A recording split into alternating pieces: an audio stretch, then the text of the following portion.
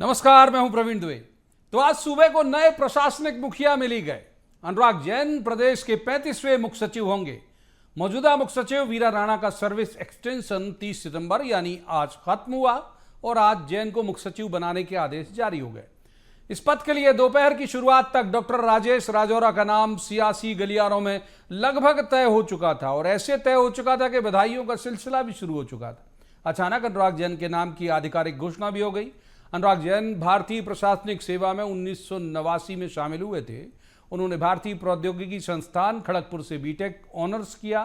1986 batch में second स्थान प्राप्त किया और 2005 में Maxwell school university of Syracuse USA से पब्लिक एडमिनिस्ट्रेशन में एमए पूरा किया। प्रधानमंत्री के संयुक्त सचिव के रूप में श्री जैन विभिन्न मंत्रालयों जैसे सूचना प्रौद्योगिकी, संचार, कृषि, खाद्य और उपभोक्ता मामले, रसायन और उर्वरक, संचार और सूचना प्रौद्योगिकी, श्रम और कौशल विकास का समन्वय भी उन्होंने किया है। वित्त मंत्रालय में संयुक्त सचिव के रूप में उन्हें प्रधानमंत्री जनधन योजना जैसी सबसे सफल पहल को संकल्पित और कार्यान्वित करने का श्रेय दिया जाता है। मध्य प्रदेश सरकार में मुख्यमंत्री के सचिव के रूप में उन्होंने लोक सेवा गारंटी अधिनियम के लागू होने में महत्वपूर्ण भूमिका निभाई, जिसे देश के दर्जन से अधिक राज्यों ने अपनाया।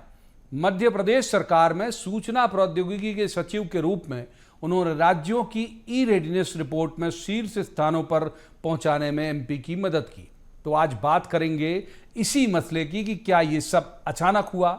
क्या बिहार और राजस्थान में जिस तरह से दिल्ली ने अपने पसंद का चीफ सेक्रेटरी भेजा था, वैसे ही अनुराग जैन आए हैं, या एमपी के मुख्यमंत्री डॉक्टर मोहन यादव ने ही सब कुछ तय किया है और इतनी गोपनीयता रखी कि किसी को कानो कान खबर भी नहीं होने दी। राजौरा का नाम कैसे इतना उछला? क्या किसी ने साशय उसे उछाला या सिर्फ ये एक कयास था? अनुराग जैन की छवि बहुत सख्त मिजाज और ईमानदार अधिकारी के तौर पर जानी जाती है। उनके चीफ सेक्रेटरी बनने के बाद सूबे में क्या बड़े बदलाव होंगे? प्रशासनिक अनुभव तो उनका लाजवाब है। सियासत के साथ तालमेल भी वे बेहतर तरीके से बैठाकर सरकार का कामकाज संभालेंगे या दिल्ली का वर्चस्व भी ज्यादा रहेगा? बहुतेरे ऐसे सवाल जिन्हें लेकर जाएंगे खास पैनल के पास और कहेंगे कि जवाब तो देना होगा। सबसे पहले आपका तारुफ करा देते हैं उस पैनलिस्ट से। अमूमन हम अपने इस डिबेट के शो में बीजेपी कांग्रेस के प्रवक्ता भी बैठाते हैं, लेकिन आज 3 वरिष्ठ पत्रकार हैं जो बहुत अच्छे से सियासत की नब्ज को समझते हैं। सबसे पहले उनका तारुफ करा देता हूं। हमारे साथ हैं मृगेंद्र सिंह, वरिष्ठ पत्रकार हैं, अच्छे राजनीतिक विश्लेषक हैं। मृगेंद्र जी का बहुत बहुत स्वागत। दूसरे मेहमान हैं दिनेश गुप्ता, वरिष्ठ पत्रकार हैं, बहुत अच्छे राजनीतिक विश्लेषक हैं दिनेश जी भी। और तीसरे हैं अक्षत शर्मा। अक्षत भी बहुत अच्छे राजनीतिक विश्लेषक हैं, उनका भी बहुत बहुत स्वागत। शुरुआत कर लेते हैं मृगेंद्र जी से। मृगेंद्र जी, कैसे देखते हैं आप इस नियुक्ति को? सबसे पहले आपकी टिप्पणी।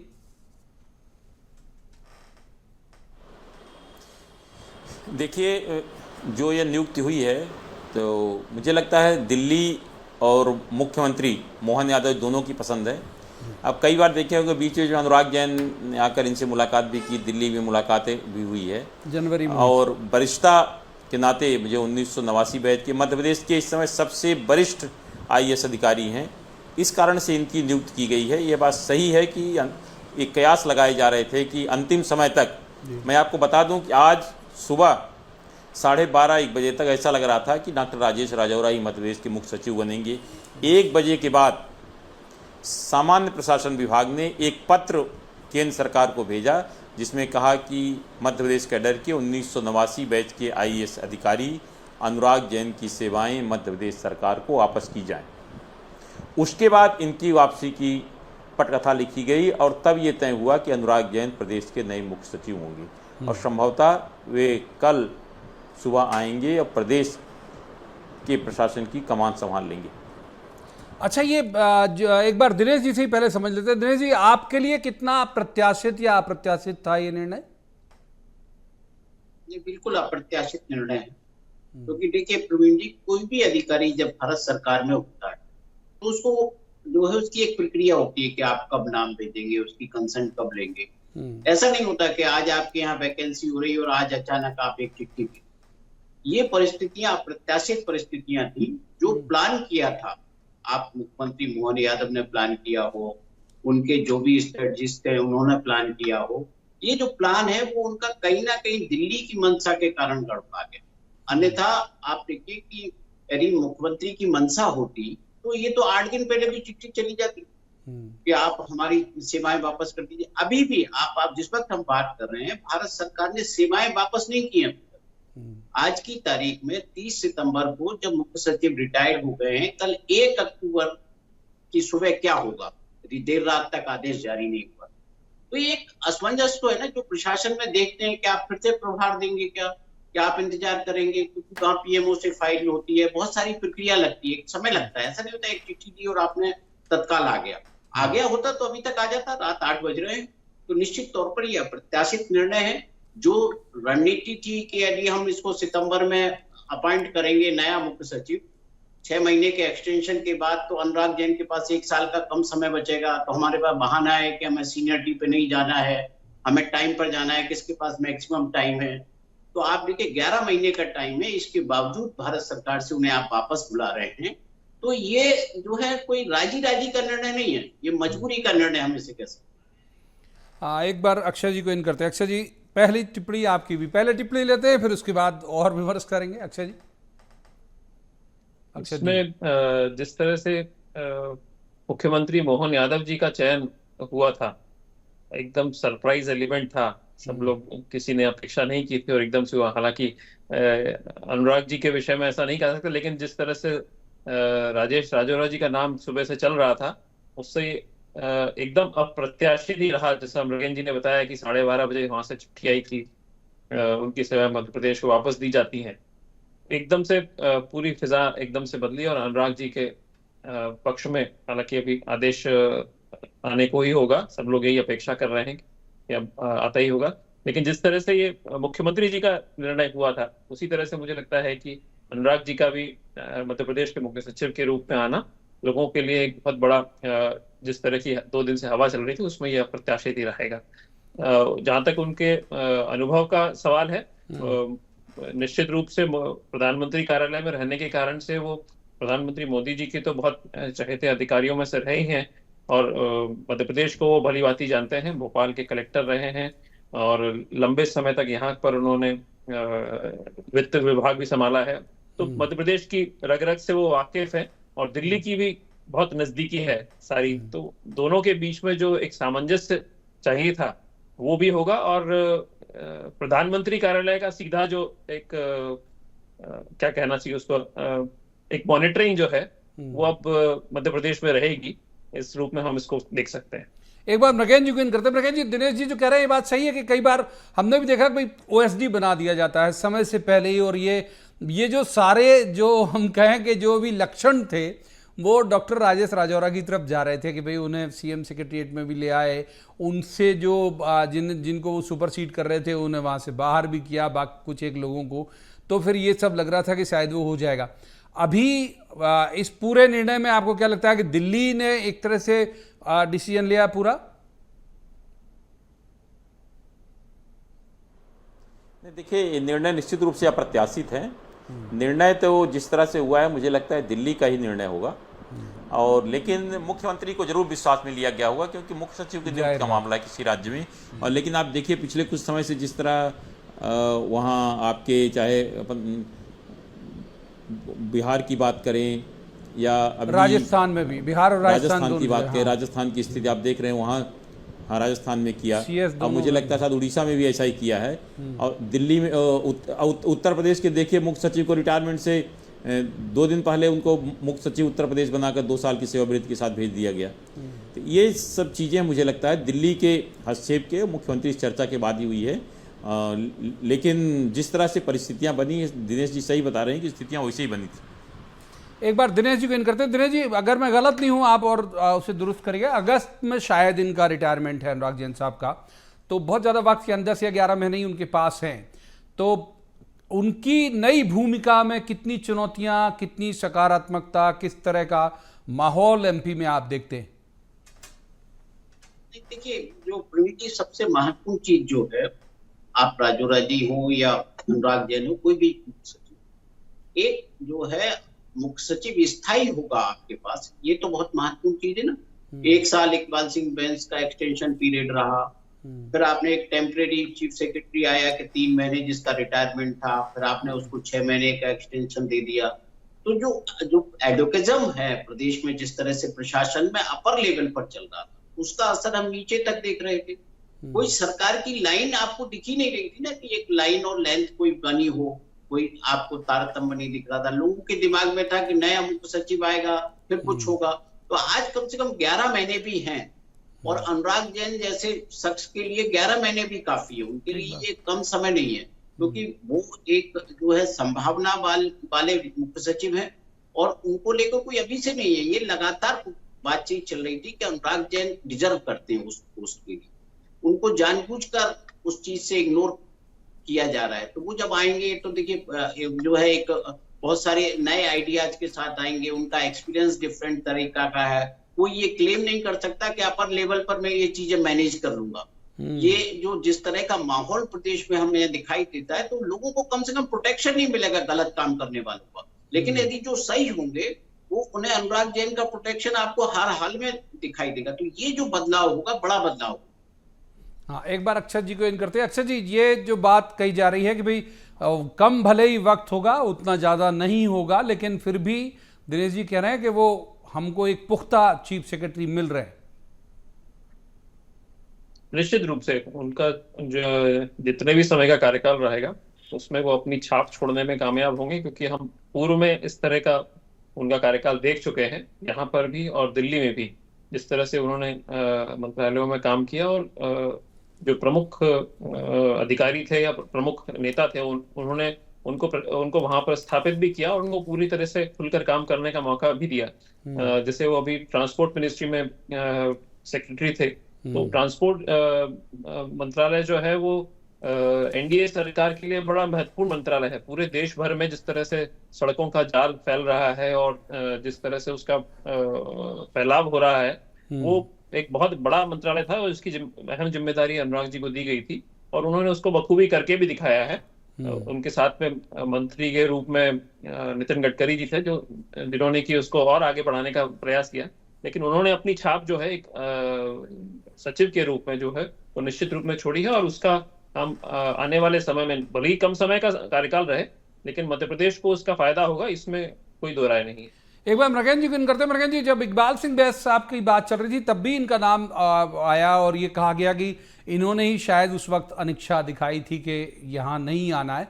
दूसरी बात यह है कि मंदसौर, मंडला और भोपाल और इन तरह के जिलों में कलेक्टर भी रह चुके, पीएमओ में रह चुके, सीएमओ में रह चुके, सब जगह रह चुके, तो वो एक एक चीज से वाकिफ है। मतलब मैदानी तौर पर भी ट्राइबल की, बाकी चीज़ों से भी, ट्राइबल की जो मुश्किलें क्या हैं वो भी, फाइनेंस की क्या दिक्कत है। तो अब आपको लगता है कि अब जो डिसीजन होंगे गवर्नमेंट के आने वाले दौर में, जैसे दिनेश जी कह रहे थे कि उसमें इफ्स एंड बट्स तो कम ही दिखाई देंगे? निश्चित रूप से अनुराग जैन जी बहुत स्ट्रेट फॉरवर्ड अधिकारी हैं, इफ बट नहीं, जो उनको कहना सीधा सीधा कहेंगे और फाइल में लिखेंगे भी। क्योंकि जब ये एसीएस फाइनेंस थे, कांग्रेस सरकार थी, किसानों की ऋण माफी को लेकर जब मुद्दा उठा था, उन्होंने एक बार कुछ मामलों को लेकर मना भी कर दिया था कि ऐसा संभव नहीं है। ऐसा नहीं कि अनुराग जैन से जो सब चाहेंगे करा, वो जो नियम कायदे के तहत होगा, सही होगा, वही करेंगे। क्योंकि अभी कई लोग जहाँ तक मध्य प्रदेश के बारे में है, तो मध्य प्रदेश के बारे में उनको पूरी जानकारी है। ये बात भी सही है कि जिस समय ये बात उठी थी कि जब इकबाल सिंह बैस सेवानिवृत्त हो रहे थे, तो अनुराग जैन का नाम तेजी से उछला था कि राज्य सरकार उन्हें मुख्य सचिव के रूप में प्रदेश वापस बुलाएगी। लेकिन ये बात गलत है कि उन्होंने मध्य प्रदेश आने से कभी मना किया। मेरे से बात हुई थी, उन्होंने कहा मध्य प्रदेश में आने के लिए तैयार हूँ, मध्य प्रदेश मेरा गृह राज्य है, और मुझे भोपाल बहुत पसंद है, और भोपाल में ही मैं बसूंगा। तो उन्होंने मध्य प्रदेश आने के लिए मना कभी नहीं किया, क्योंकि तत्कालीन सरकार उन्हें इकबाल सिंह बैस को सेवावृत्ति देना चाहती थी, केंद्र को पत्र लिख दिया था। आप देखिए इकबाल सिंह बैस का भी जब पहली बार सेवावृत्ति हुई थी, अंतिम दिन आदेश हुआ था, अंतिम दिन तक असमंजस बना हुआ था कौन मुख्य सचिव होगा, क्या होगा, तो उनका आदेश भी अंतिम दिन हुआ था। इसी तरह इस बार भी असमंजस बना रहा, जो कुछ हुआ अंतिम समय में हुआ था। तो अनुराग जैन ने कभी भी मध्य प्रदेश आने के लिए मना नहीं किया, और जहाँ तक सवाल है मध्य प्रदेश के बारे में, उनको पूरी जानकारी है। वो भोपाल मंडला कलेक्टर रहे हैं, मंदसौर कलेक्टर रहे हैं, भोपाल कलेक्टर रहे हैं, कमिश्नर हेल्थ रहे हैं, फाइनेंस में रहे हैं, आईटी के पर विशेष उनका फोकस रहता है कि कैसे सब चीज़ें ऑनलाइन की जाए, ईमानदारी से काम किया जाए, इस पर उनका विशेष फोकस रहता है।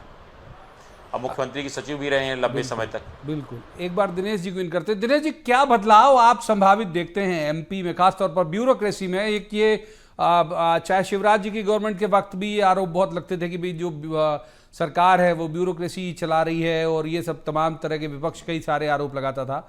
अब प्रशासनिक तौर पर किस तरह की कसावट आप उम्मीद करके चलते हैं, जिस तरह का इंप्रेशन, जिस तरह की पर्सनालिटी है अनुराग जैन साहब की?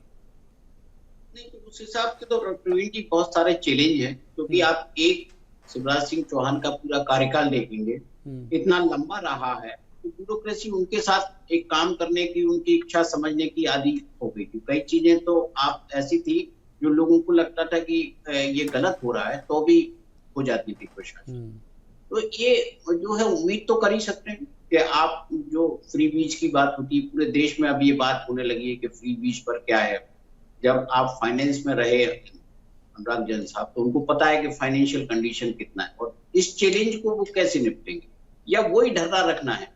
आप मुख्यमंत्री की जो खुद के इंटरेस्ट हैं, जो पॉलिटिकल इंटरेस्ट हो या पर्सनल इंटरेस्ट हो, उनको कितना आप पूरा करते हैं, क्योंकि जो नेचर है उनका वो उस तरह का नहीं है कि वो किसी के इंटरेस्ट पर काम करें, वो स्टेट के इंटरेस्ट पर काम करते हैं। और उसी तरह का जो बदलाव है, हम ऊपर नीचे तक देखेंगे, आप कलेक्टर तक देखेंगे उस तरह का बदलाव।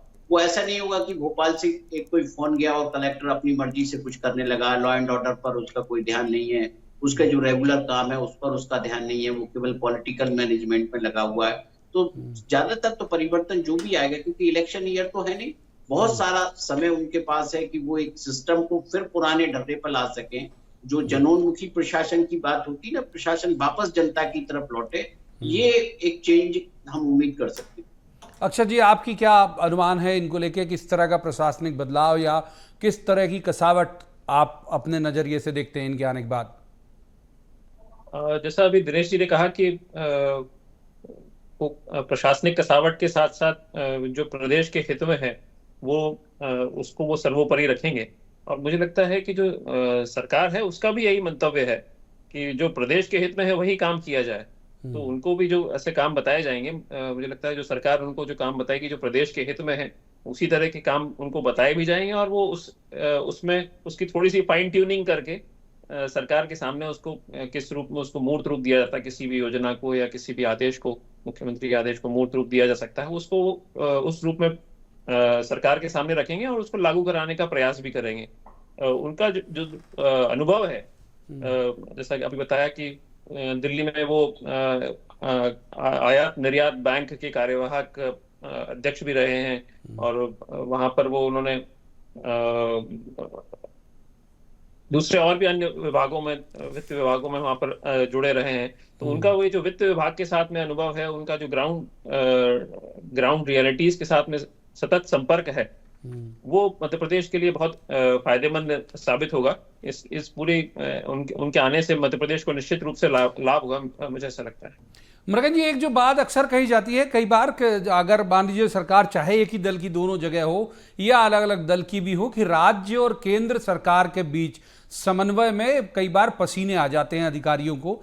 तो कम से कम हम ये इस बात को लेकर तो मुतमईन हो सकते हैं कि चूंकि वो पीएमओ में रह चुके हैं, चूंकि उनका केंद्र सरकार के साथ भी बहुत अच्छा ताल्लुकात हैं, तो एमपी की जो भी मुश्किलें होंगी, एमपी सरकार की या जो भी जरूरत होगी, वो बड़ा स्मूथ हो जाएगी। अब ये उम्मीद है आपको? नहीं, मुझे लगता है कि अब जो मध्य प्रदेश की बहुत सारी समस्याएं थी स्मूथ होंगी, क्योंकि फाइनेंस के बड़े जानकार हैं। अब फाइनेंस के बारे में जानकारी का मध्य प्रदेश की परिस्थितियों में काफ़ी सुधार होने की संभावना है। एक बार दिनेश जी को इन करते हैं। दिनेश जी, बहुत सारे कतार में थे नाम, और जो शायद जिनके रिटायरमेंट भी बहुत सारों के हो जाएंगे तब तक, जब तक इनका कार्यकाल चलेगा इस तरह इनका। राजौरा साहब को अभी उम्मीद नहीं छोड़नी चाहिए? आपको लगता है कि अभी तो उनका तो लंबा कार्यकाल है? बिल्कुल, देखिए जो जितने लोग हैं, आपको अनुराग जैन से लेकर राजेश राजौरा के ऊपर आखिरी जो नाम है जेएन कंसोटिया तक, सारे लोग अगस्त 2025 तक रिटायर होंगे, और राजौरा वैसे सीनियर मोस्ट ऑफिसर होंगे। यदि कुछ इस तरह की आसमानी सुल्तानी नहीं हुई तो उन्हें तो उम्मीद रखनी है, क्योंकि बहुत सारी चीजें होती है। देखिए, चीफ सेक्रेटरी का पद भले ही जो है चीफ मिनिस्टर की चॉइस का पद, लेकिन बहुत सारी चीजें इसके साथ लाइकिंग डिसलाइकिंग के अलावा भी जुड़ी हुई है। उसमें भी कई बार लोग पिछड़ जाते हैं, और एक ये होता है कि हमें जो आमतौर पर चेहरा ऐसा रखना चाहता है मुख्यमंत्री जो प्रशासन का, कि जो लोगों को लगे कि वाह बहुत अच्छा चेहरा है, बहुत अच्छा प्रशासन चलेगा, सख्त चलेगा, तो कई बार उसमें लोग पिछड़ जाते हैं। तो अभी तो उम्मीद है उनकी कि वो 1 सितंबर 2025 को राजौरा साहब प्रदेश के मुख्य सचिव होंगे। जो आज बाजी उन्होंने उनके हाथ से निकल गई है, वो वापस उनके हाथ में आ जाएगी। एक बार मृगेंद्र जी को इन करते हैं। मृगेंद्र जी, कई बार ये हो जाता है कि चीफ सेक्रेटरी ठीक है, बहुत प्रशासनिक तौर पर मुखिया जैसी उनकी भूमिका है, लेकिन कई बार संगठन और मंत्रियों को भी के साथ भी समन्वय उन्हें ना चाहते हुए भी बनाना पड़ता है। आपको याद होगा कि एक बार सिसोदिया साहब ने इकबाल सिंह बैस साहब पर बहुत गंभीर आरोप लगा दिए थे। इनकी वो वाली क्षमता, चूंकि आप बता रहे हैं कि आप उनके परिचित भी हैं, हालांकि मेरी भी एक आध बार की मुलाकात है, तो वो वाली क्षमता आप इनके अंदर पाते हैं कि वो तमाम मंत्री, बाकी के लोग, संगठन के लोग इनके काम को लेके कभी वैसे सवाल नहीं उठेंगे जैसे कई बार कुछ मंत्रियों ने इकबाल सिंह जी पर उठाए थे? मुझे लगता है कि ऐसे सवाल इन पर नहीं उठना चाहिए, क्योंकि ये जो भी करेंगे प्रदेश के हित में करेंगे। हालांकि कोई भी मुख्य सचिव होता है तो उसका एक ही मात्र उद्देश्य होता है प्रदेश के हित में काम करना। उंगली अगर उठती है तो निश्चित रूप से कहीं न कहीं जब आग होता है तभी धुआं निकलता है। इन सब परिस्थितियों के कारण मुझे लगता है कि अनुराग जैन जी जो हैं, तो लेकिन अगर लोग उन्हें ये सोचें कि दबाव में कोई काम करेंगे या कोई मंत्री चाहेंगे कि हम ऐसा करा लेंगे, तो अगर गलत होगा तो मुझे लगता नहीं कि अनुराग जैन कोई गलत काम करेंगे, चाहे मंत्रियों किसका दबाव कितना भी दबाव हो, क्योंकि वो उन्हें कभी दबाव में काम नहीं करते। उनके पुराने किस्से मैं तो जब कलेक्टर भोपाल था तब से जानता हूँ। तो यहाँ के प्रभारी मंत्री हुआ करते तनवंत सिंह कीर, कई मामलों को लेकर ये विवाद होता था तो मुख्यमंत्री दिग्विजय सिंह जी तक मामले आते थे, लेकिन अनुराग जैन जी कभी भी जो इनका निर्णय होता था उससे पीछे नहीं हटे। बिल्कुल, मुझे भी एक बार उनके मंडला कलेक्टर के दौरान की बातचीत याद है। अक्षर जी को इन करते हैं एक बार। अक्षर जी, अमूमन ये होता है कि भाई चीफ सेक्रेटरी नए कोई भी आए तो ये एक मतलब परंपरा जैसी है, भले ही कोई स्थापित मानदंड ना हो, कि बहुत सारे जिलों के कलेक्टर जो है वो उनके अकॉर्डिंग बदल दिए जाते हैं, वो अपने हिसाब से अपनी एक टीम बनाते हैं। तो क्या बदलाव आप संभावित देखते हैं उनके आने के बाद? अनुराग जी एक बहुत ही परिपक्व प्रशासनिक अधिकारी हैं। इसका अनुभव हम लोग मध्य प्रदेश और दिल्ली में उनका देख चुके हैं। तो आपने ही अपने सवाल में ही आधा जवाब तो उसी में आपने दे दिया था कि जो भी नया कप्तान आता है वो अपनी टीम बनाता है और अपने हिसाब से उस टीम को खेलने के लिए पूरी फील्ड देता है। तो आने के बाद वो अपनी टीम पूरी तैयार करेंगे, इसकी तो पूरी संभावना ही है। और उनकी जो टीम है उसमें सब बहुत ही मजबूत खिलाड़ी मौजूद हैं पहले से ही। बस वो अपने हिसाब से उनकी किस फील्ड में उनको उतारना है, किससे गेंदबाजी करानी है, किससे बल्लेबाजी करानी है। यही सवाल एक बार दिनेश जी आपके तरफ भी यही सवाल लेके आता हूं, किन्हें और थोड़ा विस्तारीकरण कर देता हूं कि किन्हें थोड़ा असहज हो जाना पड़ेगा या कौन और ज्यादा आगे आ जाएंगे? अमूमन ये कहा जाता है कि भाई जिलों मतलब फील्ड की तैनाती चीफ सेक्रेटरी खुद ही करते हैं। किसी को ज्यादा मुझे लगता है इनमें चिंतित होने की जरूरत नहीं है, क्योंकि वो अनावश्यक किसी को डिस्टर्ब नहीं करते। यदि आप अच्छा काम कर रहे हैं, अच्छा परफॉर्मेंस है, तो एडमिनिस्ट्रेटिवली किसी को इंटेंशनली वो ये नहीं करते कि आप इस जिले से हटके उधर चले। जहां होना है चेंज, नेचुरल जहां चेंज है वो उसको ही करेंगे, क्योंकि उनका खुद को भी तो बहुत 11 महीने ही है ना। 11 महीने में उनको जो चीजें करनी, उनकी प्रायोरिटी इस वक्त जिले नहीं होगी, उनकी प्रायोरिटी पूरा स्टेट होगा। और जो यंग ऑफिसर हैं, यंग ऑफिसर से आप कोई बायस्ड होकर कोई आप उनका ट्रांसफर कर देंगे तो एक गलत मैसेज जाएगा। मुझे लगता है वो बहुत पॉजिटिव माइंडसेट के साथ लोगों की अपनी टीम बनाएंगे और शुरुआत वो मंत्रालय से करेंगे। जमीनी स्तर पर तो वो उसके बाद जाएंगे। सबसे जरूरी तो मंत्रालय में चीजों को लाइन अप करने की है, तो उस पर ज्यादा फोकस। ठीक बात है, माफ कीजिए दिनेश जी, वक्त इतनी ही चर्चा की इजाजत देता है। बहुत बहुत शुक्रिया तीनों मेहमानों का इस चर्चा में शामिल होने के लिए। और ये उम्मीद की जानी चाहिए कि जिस तरह का उनका इंप्रेशन है, जिस तरह की उनकी छवि है, मैंने भी देखा उनका शुरुआती दिनों वाला, जब वो कलेक्टर मंडला थे तब वो कितने शार्प और कितना क्लियर उनका विजन होता था। तो उम्मीद की जानी चाहिए कि मध्य प्रदेश के लिए एक बेहतर समय इनके आने के बाद और आएगा। अब आएगा का कितना आएगा ये आगे बात करेंगे। आज की चर्चा में इतना ही। कल किसी खास मसले पर खास पैनल के साथ बैठकर कहेंगे, जवाब तो देना होगा। आप देखते रहिए BSTV।